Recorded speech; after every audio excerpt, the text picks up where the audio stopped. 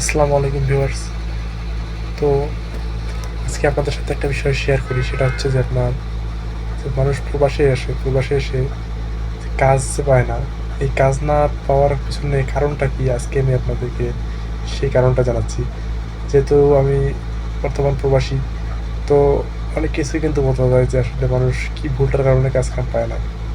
তো আমি আজকে আপনাদের সাথে এই বিষয়টা নিয়ে আলোচনা করব। তো প্রথমত বিষয় হচ্ছে, আমরা যখন প্রবাসে আসার প্ল্যানিং করি, তো আমাদের তো কোনো প্ল্যানিং থাকে না, আমরা আবেগের বশে বেশিরভাগ চলে আসি। দেখা গেলো যে আপনার, আমি যে যাব আমার কাজটা কী হবে, তারপরে আমি কত টাকা পাবো, কত টাকা বাসায় পাঠাতে পারবো, তারপর আমার কফিল কি করে বা আমাকে কি কাজ দিবে, আমরা কি করি এগুলো না শোনার আগেই আমরা রাজি হয়ে যাই যে না আমরা যাবো।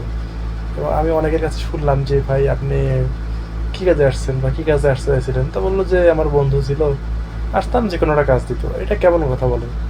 আপনি আসবেন, তারপরে আপনাকে কাজ নিয়ে দিবে? আপনারা বাংলাদেশ থেকে যারা আসবেন, বাংলাদেশ থেকে অবশ্যই কাজ কনফার্ম হয়ে তারপরে আসবেন, না হলে আপনারা ধোকায় পড়বেন।